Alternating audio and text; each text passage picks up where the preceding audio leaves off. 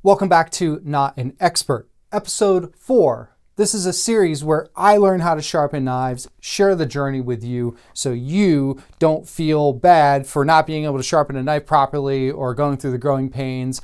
We're going to do it together. Today is unique because I'm sharpening knives that we don't sell at cutleryandmore.com. The first is going to be a Cutco chef's knife. Yes, a Cutco. Why am I doing this? Well, some people asked to do soft steel sharpening, and these are pretty soft. If you want to see a Whestone, check out episode 1, I do that. But I figured these knives are very popular here in the United States. I believe you can only get them from Cutco directly. These are the folks who used to go door to door. I think they still do. They have Cutco knife parties and things like that. They're super popular. Listen, if you have a Cutco knife, I hope you love it. What I will say is this. Once you use a knife that has really good geometry and just a comfortable handle that's good at the pinch grip and a better grind and a better steel, these will become your beater knives. Just an opinion there. Let's dive in. This is the Cutco 7-inch. I think they call this a petite chef's knife. And it's pretty dull. Where'd my paper go? Here we go. It's really dull. The funny thing about this, I'll show the story actually. Look, I mean, it's tearing, it's not cutting. These are my neighbors from down the street. The long story short is when I met them, I learned that the husband was an audio engineer in LA, and I asked him for a little bit of help with some things in my studio, and we get talking. Ends up he does a bunch of Food Network stuff, which is funny, and he didn't know what I did. I didn't know exactly what he did. We got along really well, and for him helping me out, I was like, I'll sharpen your knives. Of course, they've got some Cutco, and then they also have some really inexpensive, well, I'll let you come to your own opinion on these. They were in the box set or something that the previous owners left in the house when they bought it. And I figured this would be good for the channel to sharpen a soft steel Cutco knife. So this is coming in at a 56 Rockwell. It is 404A stainless steel, 410A, something like that. Don't know much about it. They don't even put the Rockwell on their website. They don't put the geometry grind, nothing. It's just like, it's great for chopping veggies. It's just very kind of cookie cutter. People love them. Again, they're decent knives, but when you look at what you can get for the same price, it's pretty crazy. Anyway, I'm using the Yaxell Whetstones today. I'm going to get started with the 1000 because these are bad, but they're not terrible in the sense of the sharpened edge. Like, I don't see any major gashes in them. And I believe I'm just going to do this and the cleaver. I might do the little paring because, well, it's my least favorite knife in the world, the paring knife. And I've never done a short blade like that on the channel. So maybe I'll do that too. Let's just see where the cookie crumbles and takes us on this cookie journey. And also, I don't want to spend an hour and a half sharpening all these knives, so I'm just going to pick like 2 or 3. Okay, Whetstones. These, all you have to do is spray and go or spritz and go. These do not have to soak at all. These are the Yaxell from the 3-piece kit. I believe this and the Whetstone sink bridge, the bamboo one that looks like this.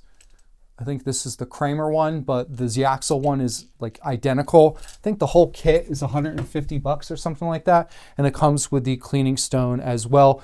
Yaxell has been a knife maker out of Japan for almost 100 years, since 1932. They're a great brand, and we're excited to have their products here in the United States. I'm using a Naniwa rubberized bridge here, and I just have a rubber mat because I'm in my studio on an unfinished wooden board and I don't want it to get it all waterlogged. And my strop, for those of you who have watched, I'm a huge fan of the strop, but I'm going to switch it up and show a different perspective on using a honing rod. My strop needs that paste coating. I don't know what it is or what exactly it does, but I got it wet and then it's like been super grippy on my knife, so I have to get the paste for this. So we're just not going to use it. We're going to use the Kramer honing steel, which has a very, very fine grind to it. There's like a polished almost feel, and then there's with these little lines in it. So it's a two-tone textured rod. And compared to my other honing steels that I've used in the past, I really like this one, but we're going to use it differently. Okay, that's a long-winded intro. For those of you who have been following the channel, that makes sense. For those of you who haven't been following the channel or this series, I'm going to shut up now and start sharpening and show you a couple different ways and tips and tricks that I picked up on since I started this series. We're going to make this laser sharp. 1000 grit. We're going to start with the tip. And what I'm doing is back and forth. I am putting a little bit of pressure on the top half of the blade, not a ton. My stone definitely needs water. I can feel it. You can see it getting absorbed into that fast. Wow. Okay, so it doesn't need to soak, but it definitely needs a little bit more water on there. And in the sense of the angle, I don't care what it says, 9 degree, 12 degree, 8,000 degree, don't matter. It's all about the feel of the blade. And that feels good. I'm ever so slightly angling it as I'm moving, and I'm trying to feel where is this saying that's the sweet spot. I can hear it, I can feel it. Don't worry about holding your blade at a 14 degree or a 20 degree or whatever it says on the site or whatever you read from. None of that matters, to be honest with you. Yes, certain blades you might be higher than lower, but you have to feel for it. And just because a knife online says it was sharpened to a 14 degree angle, it doesn't mean it's exactly your knife is 14 degrees. Okay.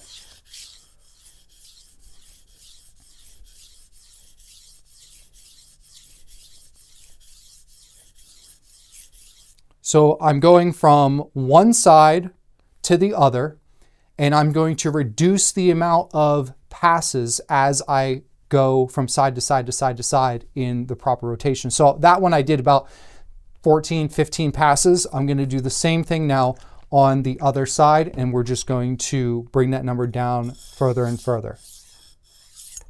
Ooh.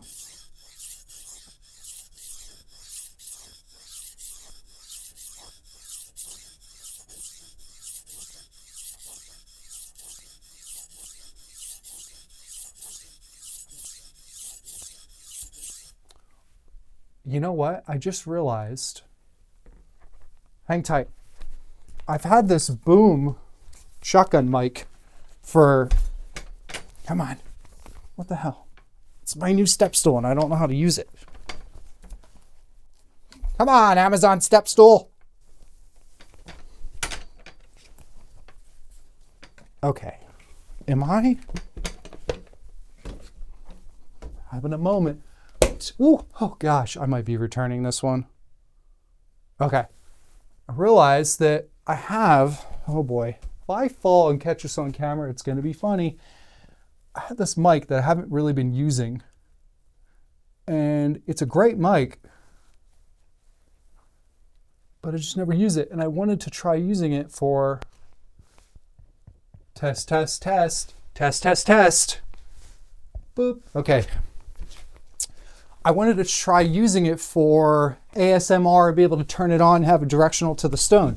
So, okay, I'm glad I saved the box for this because that was a lot of work. I'm out of breath from all of that. Jeez, okay. Let's focus. Get some more water on there. Hi, I'm Chef Brandon with Cutlery and More, and today I'm going to teach you how to sharpen a Cutco knife.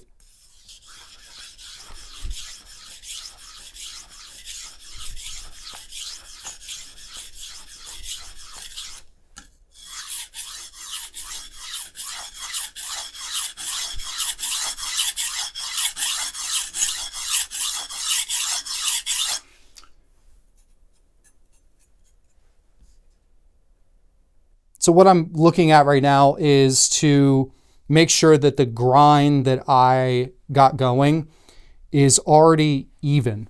And you can see the way the light hits the edge, how it looks pretty even all throughout. I've noticed that sometimes one side I end up grinding a little bit harder than the other, and I can tell just by looking at the light. I would say that that looks pretty even. It's also a little misleading because this light here, I'm trying to do it for the camera versus looking at it.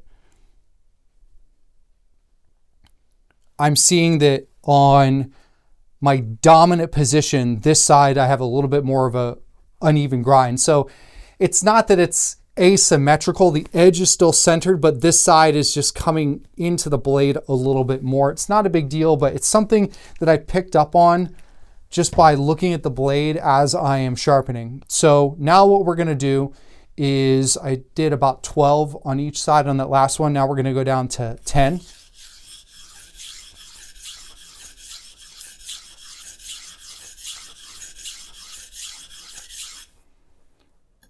Watch my arms. Notice how my body is staying positioned. I have a little bit of hip movement, but it's in my arms. I'm not going like this and moving exaggerated. Less movement, the better. So you can get in almost like a robotic type of flow and help maintain your angle that you choose. And the other thing is, as I'm pivoting ever so slightly, is I'm coming through and I'm maintaining contact with the tip of the blade that curves. Believe it or not, a super straight edge cleaver like this is easier to sharpen, which I sharpened in episode 3, not this, but a cleaver. This is easier to sharpen than anything that has a curve. Like this carver, come on, there we go. This carver, very hard to sharpen. And you have to break this down into different sections compared to the cleaver or compared to a chef's knife like this. The Zwilling Pro, for example, this has a spine-sided tip. This curvature right here is not, honestly, much different than this carver in the sense, obviously this is more pronounced, but both of these knives are much harder to sharpen than something that has a straighter edge. I don't even know if I'm gonna attack that one. I'm gonna have to save that for another video, sharpening super curvy knives. Go from there. So pay attention to my body movement, not just the angle. It's not just the passes, it's not just the movement on the stone, it's how you move your body. I'm also ever so slightly lifting as I'm coming there. There's a slight lift to be able to maintain that contact. On this side, it's more of an angle change in my arm popping out right here to be able to help maintain that. There might be a slight lift because my elbow's coming out and up a little bit. It's not just about keeping the knife dead flat, dead straight, and being super mechanical. And I think that's why a lot of these different sharpeners that are out there that don't have the ability to kind of flow and move with the blade, why they end up leaving you with a duller tip or a duller heel, or it's just uneven as a whole. So whetstone sharpening, stone sharpening, regardless of the type of stone that it is, like even if you get the diamonds or anything like that, this style, once you learn it and you feel it, it is, in my opinion, so much better than any of the other options that are out there. I'm going to shut up for a minute and just get into this.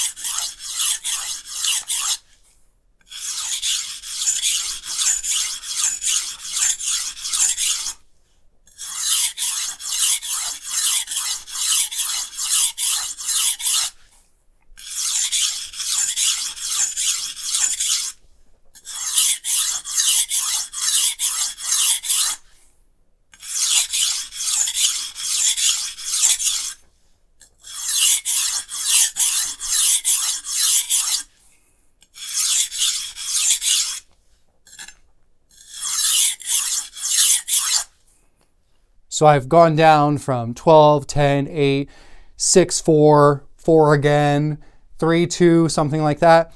The end of this, the last swipes, the last passes that you're going to do on the stone, what you're going to do it as, or it in, you're going to do it like this, the stropping method, where the tip to heel, tip to heel, one side at a time, tip to heel.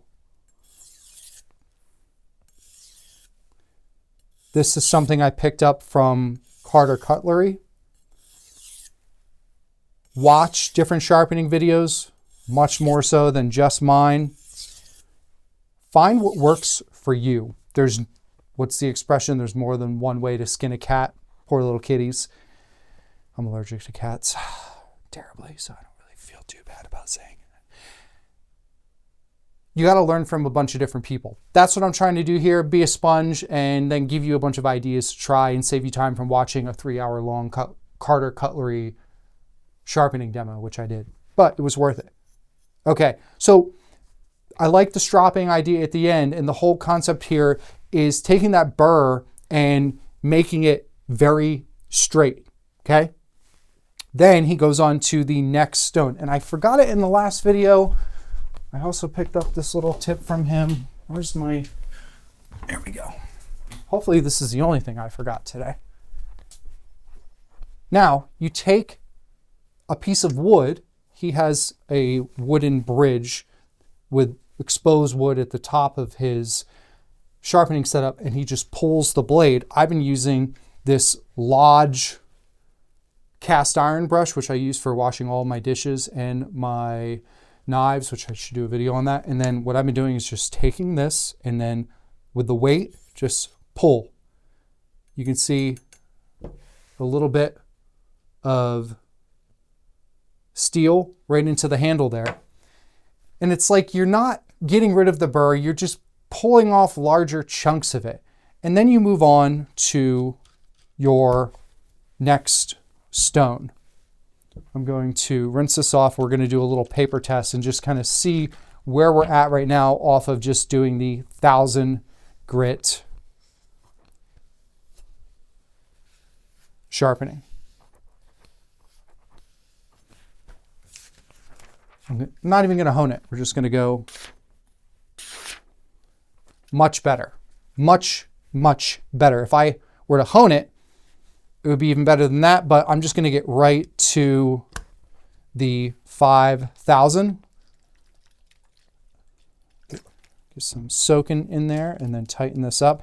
This little Naniwa stone holder is fantastic. It's rubber. It's going to settle on most surfaces. On my kitchen counter downstairs, which is this like cement type of granite looking, I'm not quite sure. I don't think it's real granite. This gets a little bit slippery, so I just put a damp towel underneath of it and that solidifies it. Man, this is definitely soaking up some water. It says you're not supposed to soak these. I guess it doesn't take too much. Yeah, a couple little drops there. If you wanted to soak these, it's not going to hurt it. Okay, here we go. Cutlery, at this point, just does the strop on this higher grit stone. I want to do a little bit more grinding. I still want to refine the edge. And it's just what I like doing. Maybe I just like the idea of sharpening longer. I don't know.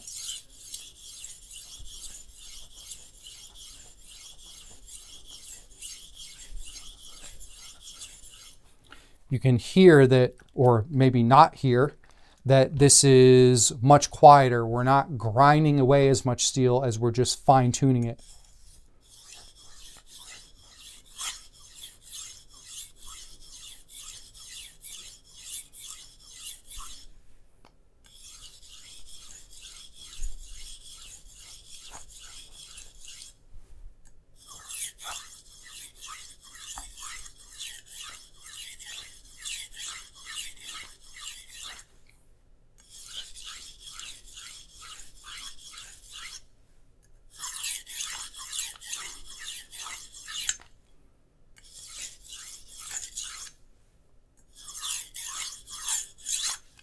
Now finish strop motion.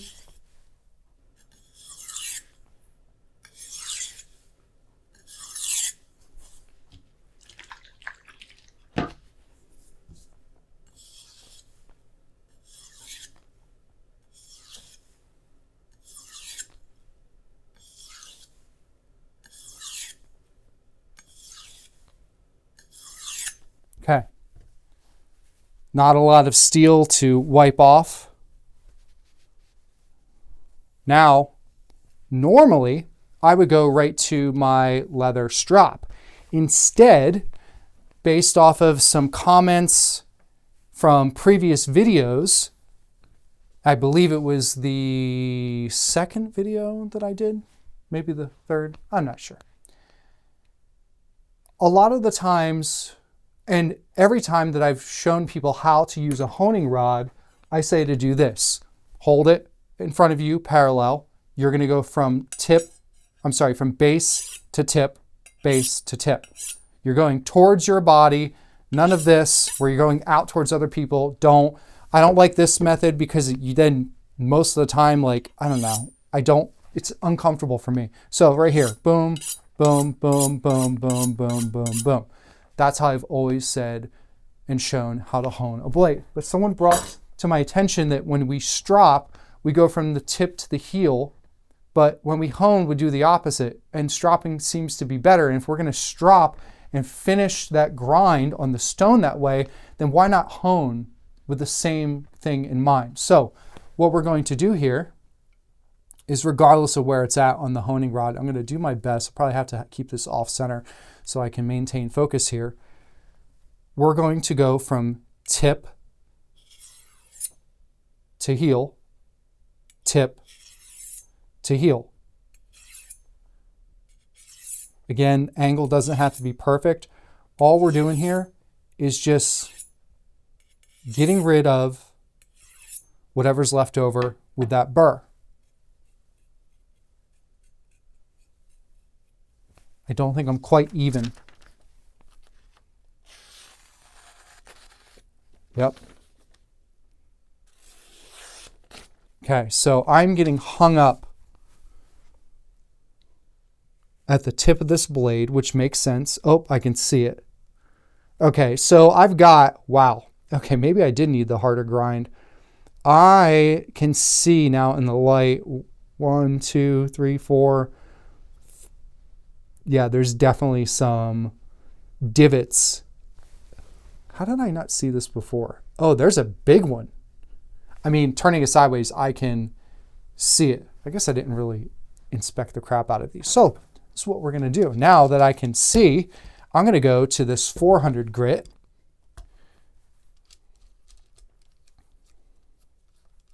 And I'm going to give this a few passes.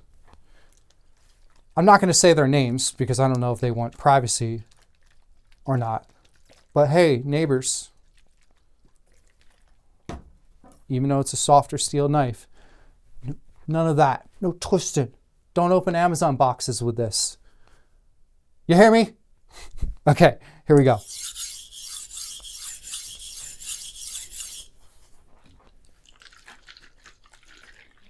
The 400 grit, the lower the number, the coarser the grind. So the more steel you're going to pull off the blade, but now you can fix little divots. Yeah, there's actually a couple. Okay. This is real thirsty. Okay, so these Yaxell stones, I would say if you wanted to soak these in water for 30 seconds, it would probably be enough. You can see the way that this absorbs. Right now, it's better than what it was just before. It's more lying on top now, which is what you want. You want that water barrier. Here we go.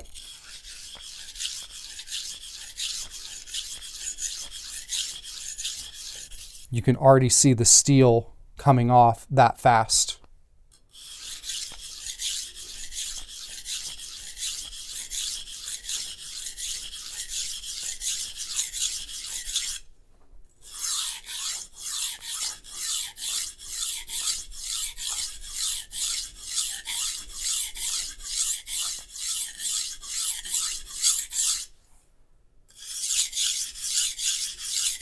Hear the change in sound? That's saying, give me a little bit more water.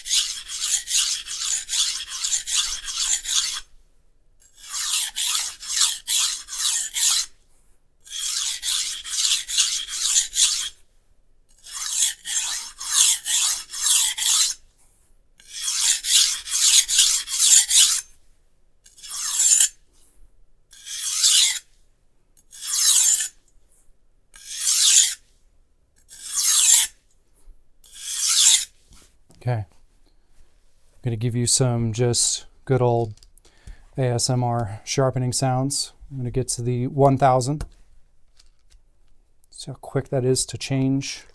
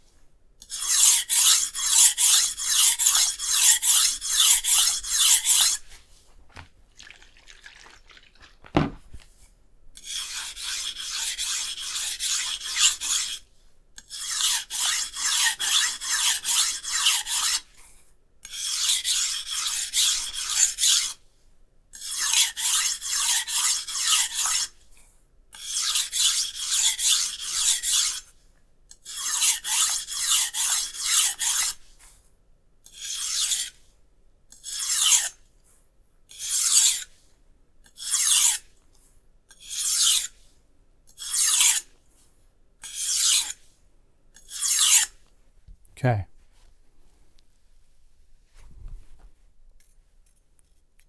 Yeah. Without even honing. Let's see how we do.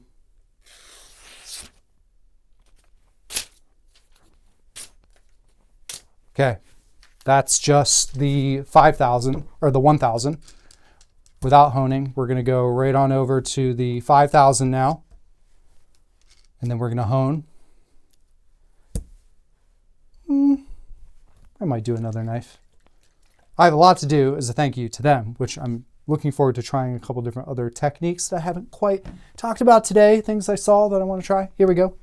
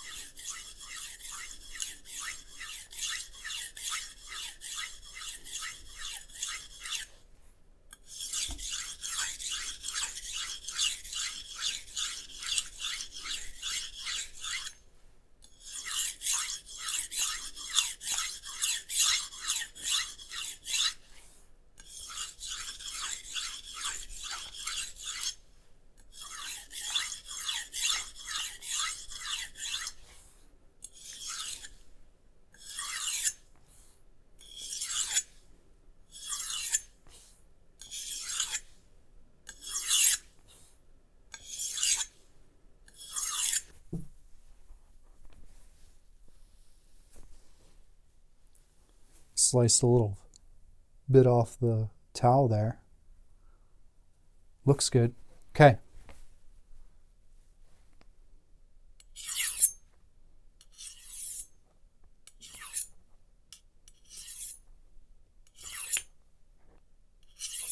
This is taking some getting used to for me because it's just not what I would normally do. But it makes a lot of sense.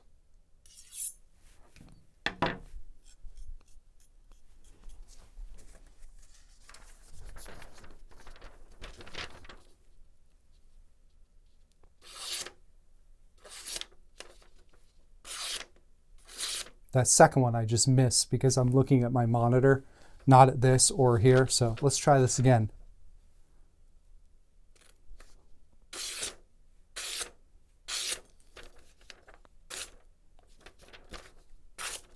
Okay. It's hard doing it on that angle for the camera.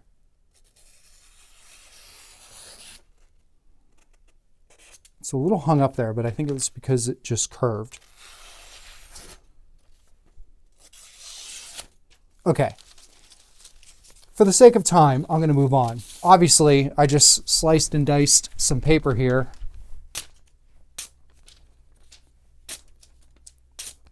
You know, earlier I was kind of talking a little crap. Sorry, Cutco fans. you can even tell when you're cutting paper how, I don't know, just how a knife is going to perform on the board. Like, I'm good with this. It doesn't like the angle at all, unless you go slow. See, it's like ripping.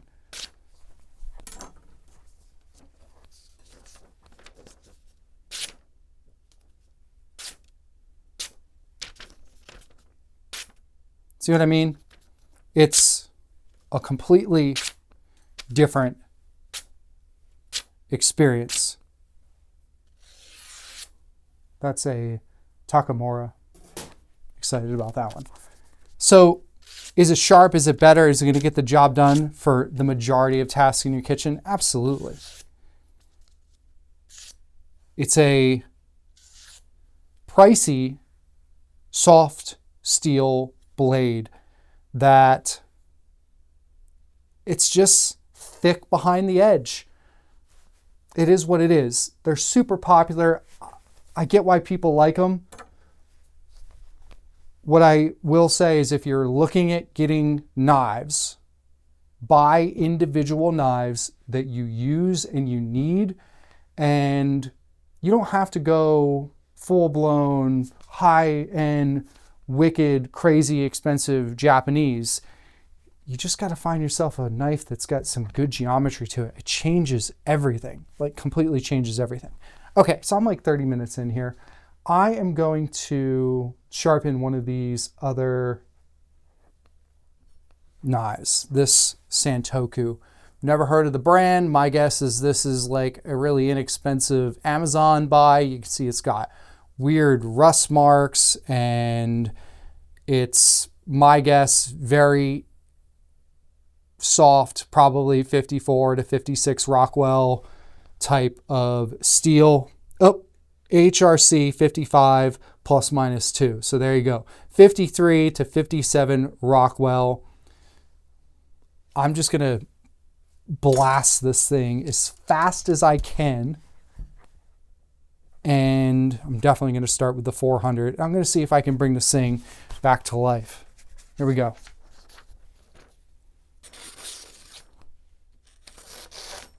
Okay, it is a dull.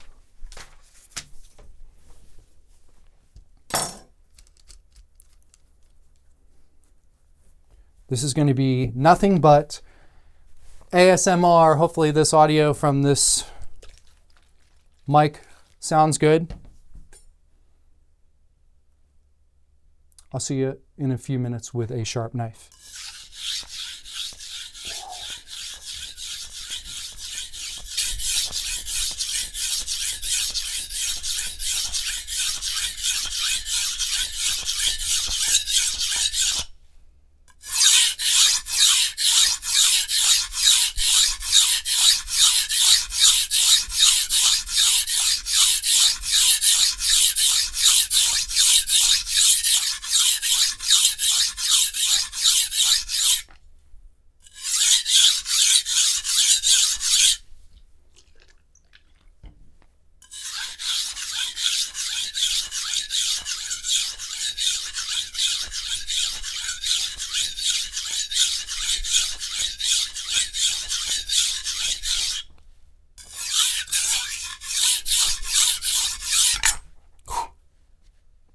Did I just do that?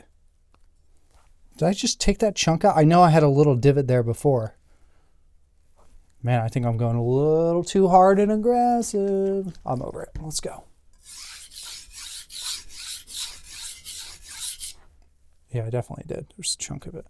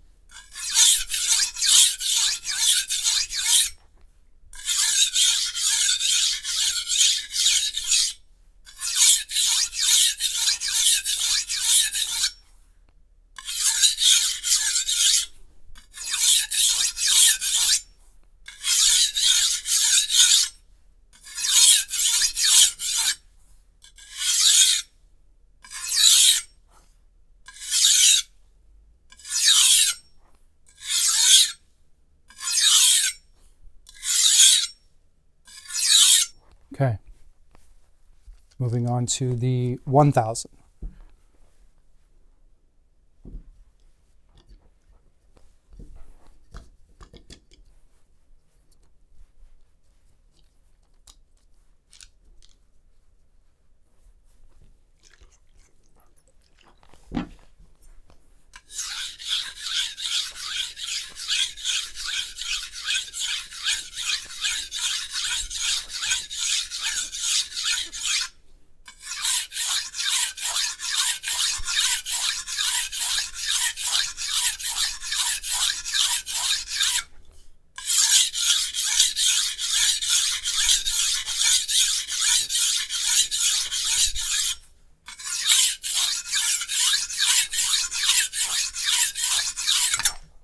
Man, I need to slow down.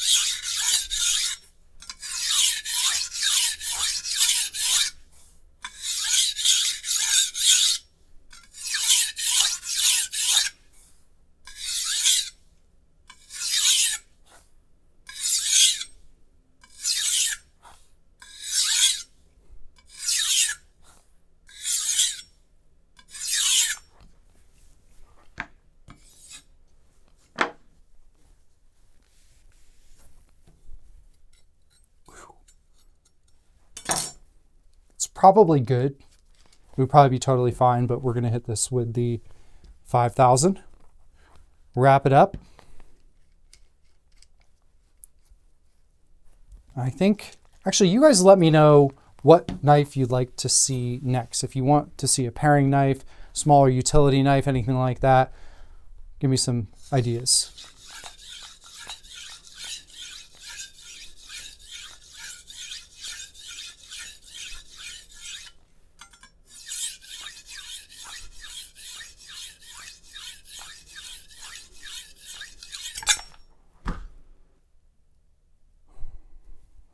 Down.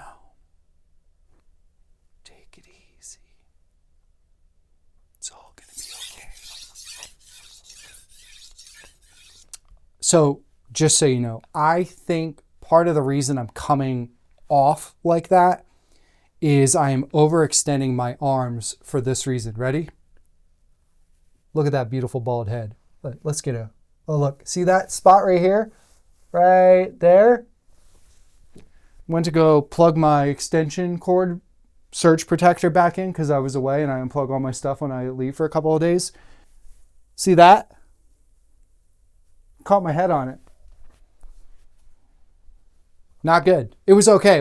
It could have been much worse, but that's what that little scab was. But for this overhead camera, so my dome isn't going back and forth like this and getting into the shot, I have this ahead. I would normally have this all the way here.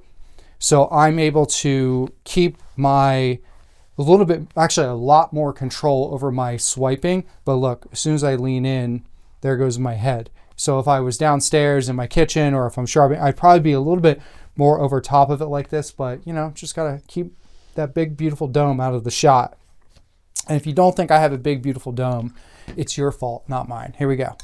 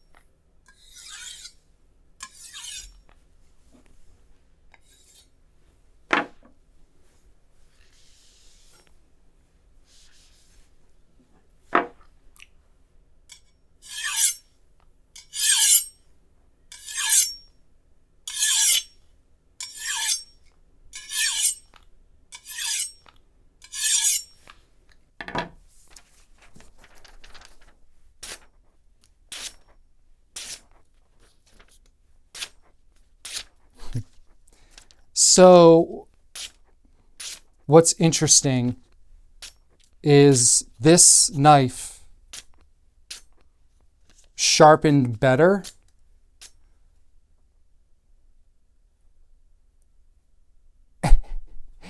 and actually feels like it's got a bit better of a grind to it.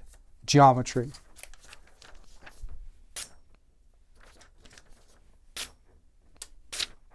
I mean,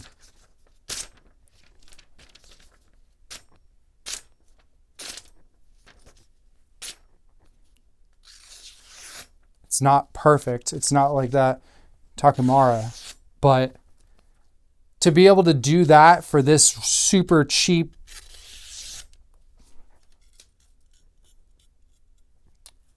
I'll be honest with you, I feel like I'm talking crap, and I'm just very honest and realistic on this channel.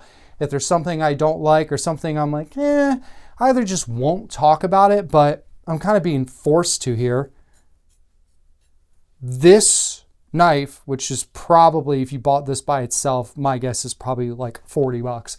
A whole set block is probably like $100, $150. This knife, right now, I would prep with this over that in a heartbeat. It's sharpened easier. It's got a better geometry to it, and it's sliced through the paper better, even at a little bit of an angle here. Let's try this.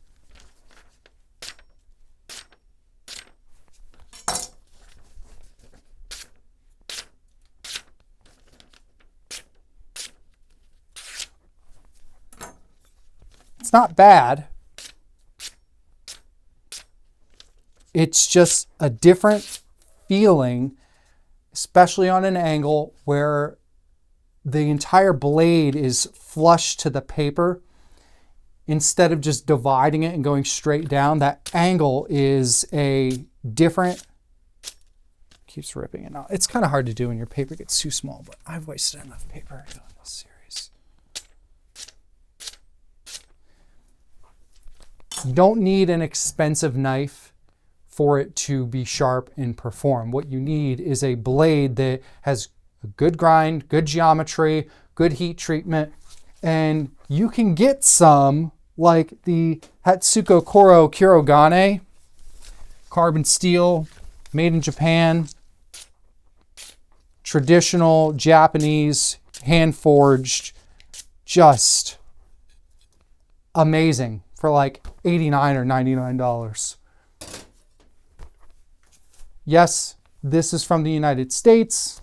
Love to support brands here in the US. There are some really cool brands like Steelport, as well as Cutlery. I'm sorry, Cutlery more. Town Cutler. We're Cutlery and more. And there's others. New West is one of them. There's some cool brands out there.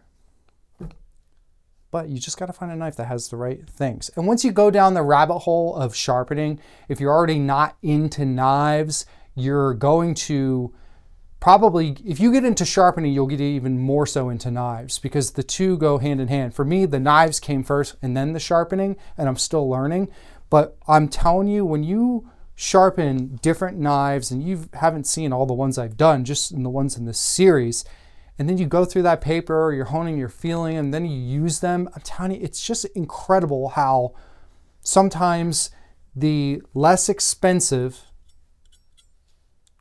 crappy Amazon knife can be better than much more expensive options that are out there. Okay, that's how you sharpen soft steel knives. Thanks for joining my Not an Expert Sharpening series, episode 4, where you get to see stuff like this. And if that resonates with you, then tell me how beautiful my bald dome is in the comments. Or not, because that probably will get weird. But what you could do is tell me what type of knife you would like to see sharpened next. I've got a ton to choose from. We already did that Hatsuko Kuro Santoku. We did the Whestone. We did Chinese cleaver. I forget what I did in another one. I think episode 2. I also have some carbon steel French chef's knives that are Case Sabatier that could use a little bit of work. And I've got a bunch of random stuff. So let me know the knife, and if I don't have it, I will get one similar. That's it. I'm Chef Brandon with Cutlery More. Thanks for tuning in. Have a great day. I've got paper stuck to my feet. See you later. Oh, I can't stand that feeling.